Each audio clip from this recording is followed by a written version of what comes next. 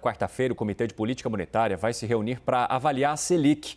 A expectativa já era de alta na taxa básica de juros, mas o aumento pode ser maior depois dessa decisão do governo de furar o teto de gastos para viabilizar o Auxílio Brasil.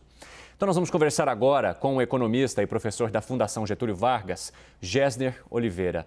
Oi, Gessner, boa noite, seja muito bem-vindo. É um prazer falar contigo neste domingo. A gente sabe que a Selic é o principal instrumento aí do Banco Central para controlar a inflação. Mas eu gostaria de saber de você que leitura que a gente deve fazer dessa possibilidade de alta no momento de teto de gastos em risco e também dessa desconfiança permanente do mercado financeiro. Evandro, muito boa noite. Kenzo, boa noite. Espectadores da CNN, você tem toda a razão.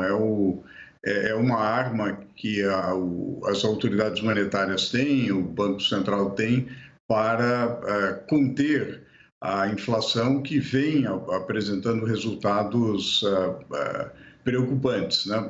Essa semana, por exemplo, na terça-feira, a gente deve ter mais um resultado do IPCA 15, provavelmente aumentando em relação ao resultado anterior. Embora essa seja uma arma, ela é uma arma pouco eficiente nesse momento, porque há vários problemas de oferta e a taxa de juros, ela contém a demanda e, consequentemente, contém a inflação. Então, é algo oneroso elevar ainda mais a taxa de juros. No entanto, na atual circunstância, não tem muita alternativa. A expectativa original era de uma elevação de 1 ponto percentual da taxa Selic. Eu diria que agora há um viés de alta, uma expectativa de uma alta um pouco maior, uma vez que ficou muito claro para o mercado e para a sociedade que prevaleceu uma agenda mais político-eleitoral do que uma agenda fiscal, uma agenda técnica, econômica, né? Isso gera muita preocupação, porque provavelmente a gente já vai ver amanhã na pesquisa Focus as expectativas inflacionárias aumentando e há um risco de uma percepção de que não há mais uma referência do ponto de vista de meta de inflação e, consequentemente, você pode ter taxas crescentes de inflação, o que é muito preocupante, Evandro. Gessner, eu gostaria de saber como é que você vê a relação do ministro Paulo Guedes com a âncora reformista do governo Bolsonaro, né? Ele já abandonou essa âncora reformista na prática? Isso que eu gostaria de saber. Por quê? Por que eu pergunto isso também? Diante do cenário que nós estamos enfrentando agora, falta pouco mais de um mês aí para acabar o ano legislativo e ano que vem é ano eleitoral, né? Uhum. Olha, Kenzo, na verdade, o ministro Paulo Guedes entrou no governo como um ministro muito forte. Talvez nenhum ministro da Economia, antigamente da Fazenda, concentrou tanto poder quanto o ministro Paulo Guedes.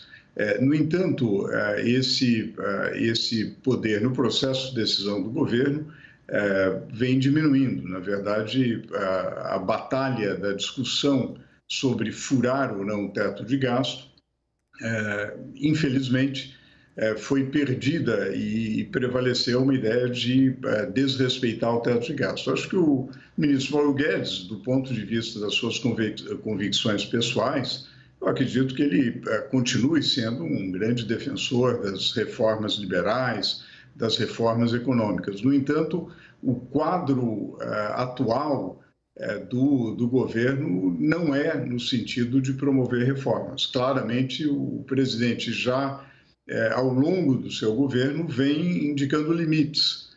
Primeiro, diz que certas estatais estariam fora de um programa de privatização, era o caso do Banco do Brasil, agora uma discussão da Petrobras. Houve muitas limitações à proposta da reforma administrativa. Na matéria apresentada na entrevista de hoje foi mencionada a reforma administrativa, mas sabe que a reforma administrativa, a proposta do governo foi muito tímida, né? É verdade o que o ministro falou, de que realmente não altera a situação atual, e precisamente por isso você não gera recursos necessários para promover programas sociais. Então, eu diria que hoje, na correlação de forças dentro do governo, a agenda reformista está relativamente fraca. Embora, do ponto de vista da infraestrutura, é preciso reconhecer que tem havido avanços. Aliás, tem um leilão importante nessa semana, né, da rodovia Dutra, outros leilões importantes. Avançou uma agenda de concessões e parcerias na infraestrutura, mas a agenda reformista como um todo, especialmente no que tange a agenda fiscal, essa realmente, infelizmente, houve um retrocesso. Gessner, nosso tempo já está, na verdade, já chegou ao fim, mas eu não posso deixar de te questionar sobre esses 17 milhões de brasileiros que precisam de um auxílio, que precisam de um benefício para poder sair desse momento em que entramos todos por conta da pandemia, principalmente estes mais vulneráveis. Como que fica essa balança, então, diante da possibilidade de furo do teto de gasto, mas com uma população que está extremamente vulnerável e que precisa disso?